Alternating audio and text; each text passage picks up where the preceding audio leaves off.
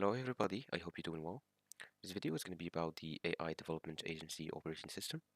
This is a specific Notion template made for AI development agencies or IT development agencies, so it can work for both. So before starting, let's take a look at the whole design and dashboard, and I will walk you through everything that this template contains later on in the video. So, as of the structure, we have started with putting a call out just like the previous templates with our multiple sections, and each section contains its unique databases. And of course, they are linked to each other to make the whole system. Now let's come down a little bit. At the left here, we have some buttons that are going to be useful adding new data to each specific table. For example, adding projects, clients, etc. Now here I have put some charts for you to have an overlook at your business. So seeing the task overload, the project status and value, the money in and money out for this specific month. And coming down, we have the client pipeline. Here you can switch the status of your clients from active to lead to discovery, etc. And your active projects and your upcoming meetings. Now, let's go back to our databases and explain each section and databases each contains. Now, let's start with the first database, which is the clients. Here you will have an overview of all your clients with their specific data, like status of your client, their name, their contact email, and their linked projects, invoices, contracts, meeting, and stuff like this. You will have another view for only active clients, so this is filtered by active clients only. And you will have the same view for the dashboard, which has the clients by status, and you can switch the status of your clients just like a pipeline. Now let's go back once again, and we'll have our invoices. Here you have all your invoices, their linked clients and projects. You can upload a PDF to link to this specific invoice.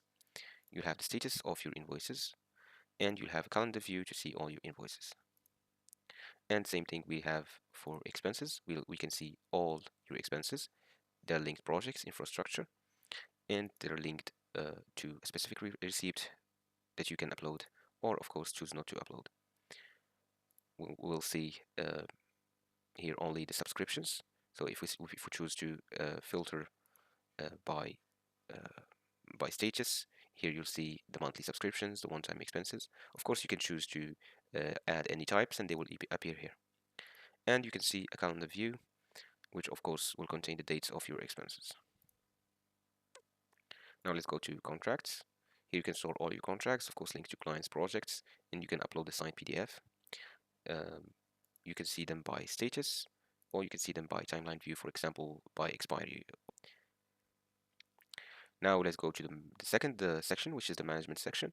Here you can see your projects, a view of all your projects, their status, priority, the linked tasks, the progress, which is calculated automatically based on the finished tasks, and your total revenue, total cost, net revenue, which is also calculated from total minus total revenue minus cost. And you can link a lot of other stuff like the clients, link to your project, the sprints, the bugs, the contracts, etc. to keep everything organized. The second view for active only projects, this is filtered by status, to do, and in progress. Of course, only the not complete projects will appear here. You'll have next a board view by status, so you can switch the status of a certain projects from not started to planning, active, and done, or you can see them by date, which is a timeline view. Now let's go to the second database, which is sprints. Here you can see all your sprints, the status, the date of the sprint goal, the linked tasks to the sprint, and the bugs, the projects, etc. The second view is a sprint board view, so it is a view that you can see by status, which you can change the status of the sprint just like this, for example. The third view is a timeline view, so you can see your sprints by date, and you can see another view for completed sprints only. The third table for management is tasks. Here you can store all your tasks. You can have a status for your tasks, of course, type the priority, the due date assigned to a specific person on your team, the projects, the sprints, the bugs, and the meetings. The second view is a Kanban board view, which you can switch the status of your specific tasks. The third view is a calendar view, and here a view which you can select only the high priority tasks to see. Now, the fourth database is the bugs database. Here you can store all the bugs that you have that occurred during specific projects or tasks, etc. You can link them to projects, sprints, which model you have found this specific bug, for example, and the fixed tasks. Of course, you can store stuff like severity, status, environment. You can also see the bugs by status, so if they are open or you are investigating them, and you can change the status just by dragging and dropping. You can also see your bugs by severity, critical, major, minor, and you can change the same way by dragging and dropping.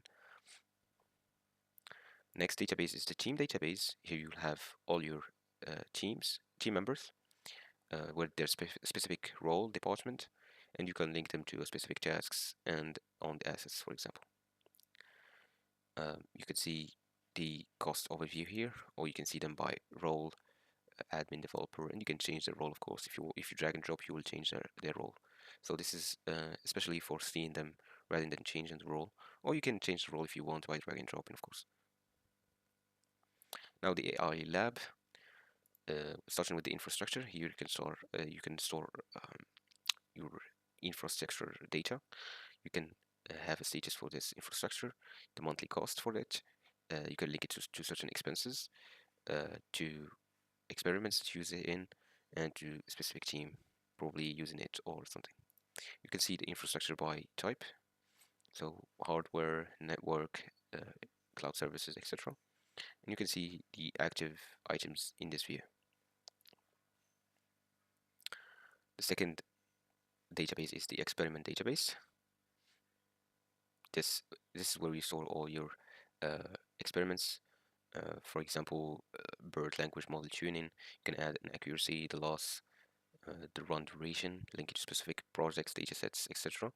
Add hyperparameters, and you can change the status board for your experiments, or you can see it by performance view.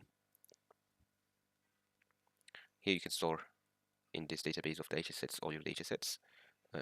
Either link a specific URL to these datasets. You can relate them to specific experiments and add other infos like size or description, etc. Here a specific view for by source. Next we have the models database. Here you can store all your models, link them to experiments, bugs, deploys, add performance metrics, of course. You can see the stage of the model, development, production, etc. Or you can see them by framework.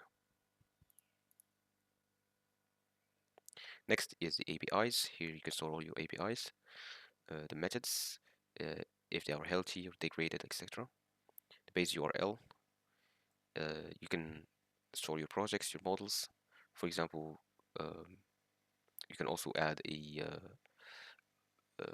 team member that is under charge of this API, for example. The health status, which is to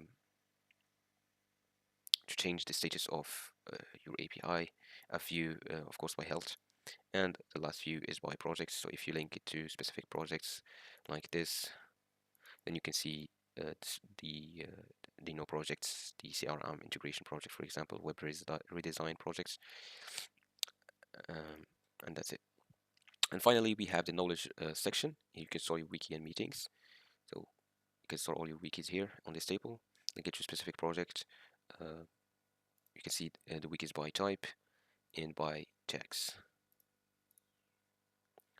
Finally, your meeting database. Here you can organize your meeting, add attendees to specific meetings, link them to clients or to tasks, link your clients and tasks to these meetings, of course. See the calendar view of your meetings and see your meetings by type. So this was an overview of this template, and thank you for watching. I hope you enjoyed. Of course, if you need anything specifically done for your business, you can contact us at the email, of course, at the description, and we will reach out to you. So thank you for watching and see you in the next video.